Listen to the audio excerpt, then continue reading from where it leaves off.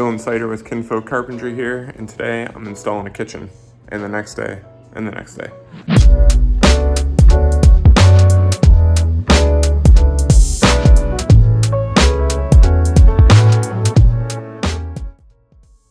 Alright guys, this is a McLennan contracting job. They've hired me as the lead carpenter to run and facilitate it throughout the project, and we're just getting everything unboxed here and set into rough locations so that we can kind of get our mind wrapped around the kitchen and how it's all laid out.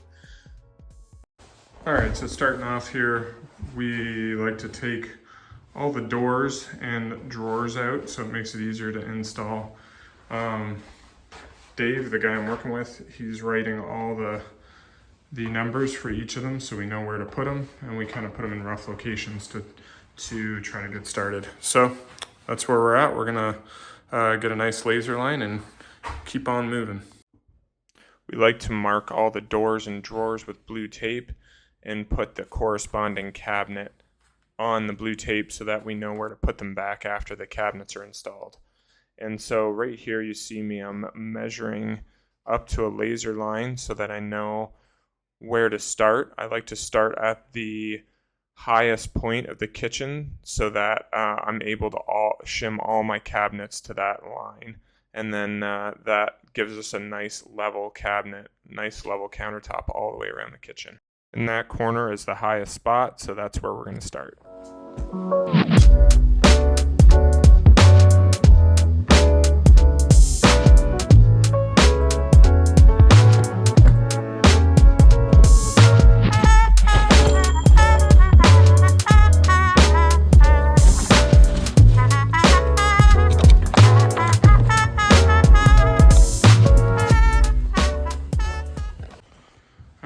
So we're trying to start with the center of the window because that's where the sink is going to be.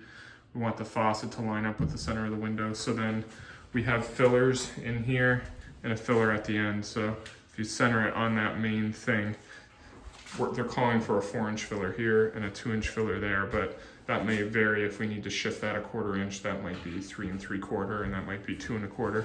So we kind of work from center of window over each way.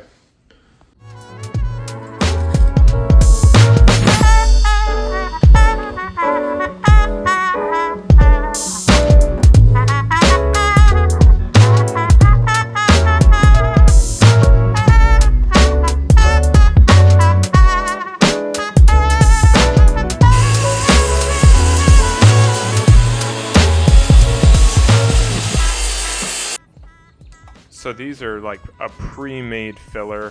They come in 3 inches and 6 inches.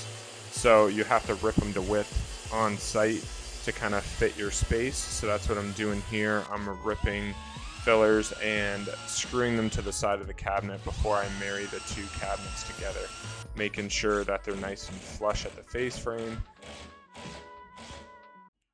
So what I'm doing here is I'm setting the cabinet to the right of the stove. This is kind of a crucial one because you have to make sure that you have the right dimension between the two cabinets. If it's a 30-inch range, I usually leave it about 30 and 1/8. I give myself a little bit of space there, wiggle room to get the stove in. And it's crucial that you run a long level across the two faces of the cabinets and make sure they're nice and flush with each other.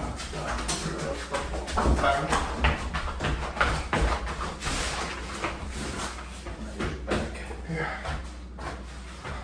It's a chance that this is actually going to be able to stand up.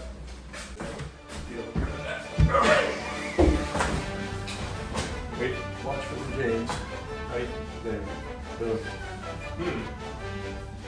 It's fun. That's narrower than the other one. If we flip it on its side, it'll be wider. Let's do some modification.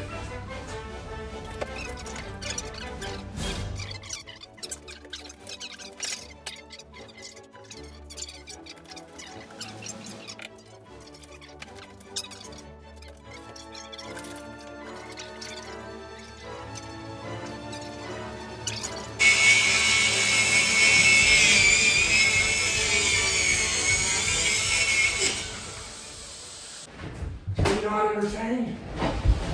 Are you not entertained? Are you not entertained? Are you not entertained?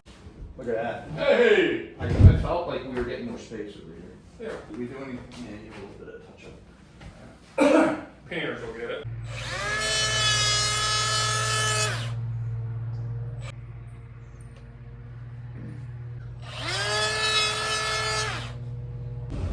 I like to handwrite all my hours for certain jobs and how much I spent on certain things kind of down in this book calendar. And for the month of June, my kids got a hold of it. But I see it as a good reminder of what I'm working for. You know, family's everything. And, you know, one of my lovely 4 kids got a hold of a marker and decided to decorate the month of June here. But I love it. So in that last clip there, you saw me and Dave riding the struggle bus a little bit, trying to get that pantry cabinet stood up because we have pretty short ceilings in this house. There wasn't a lot of room to get that thing stood up, so I had to modify it. But we're working our way across, starting with the cabinet above the fridge and marrying those two together. You're gonna see me in a sec. I realized that I forgot a filler strip because our fridge needs 37 inches of clearance instead of 36 inches of clearance. So I added that in here, and this is me just shimming out the back of that cabinet so that I can flush it up with my fridge panel that hides the side of the fridge and makes for a nice kind of custom look when all that is mounted together.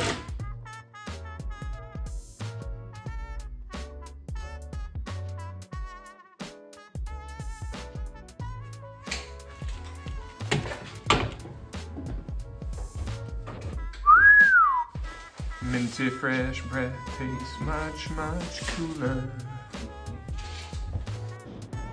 This is my dad. He's really good at building kitchens, and you should hire him.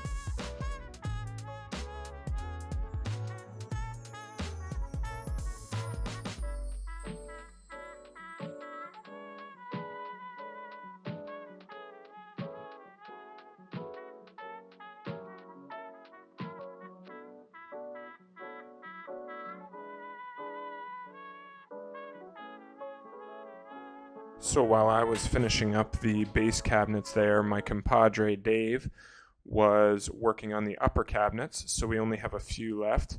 We like to use a 2x4 cleat screwed to the wall to sit it up on top of. That kind of holds it in place while we get a screw in the wall and level it. And the screws that hold our 2x4s to the wall will never be seen because this gets a tile backsplash. So here you see me putting in the last filler strip. I plumbed up the edge of my cabinets at the end of the run, and then I worked my way backwards to find the width of this filler. If you're installing cabinets, these are a great clamp. Betsy makes them. I think a couple different companies make them.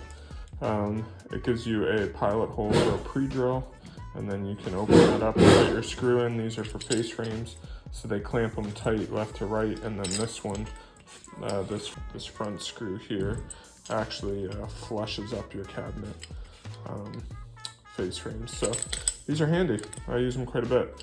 I do think you need to use a shim on this right here because it does dent the cabinet after you've used it a while. This pad wears out, so be aware of that, but they're handy. So unfortunately, you won't see the crown molding go in this video. I had to hop in on painted trim, and Dave is putting all the doors and drawers back in the kitchen to get them up off the floor for the painters. Thanks for watching. Thanks for sticking around. Hopefully you learned something, and we'll see you on the next video.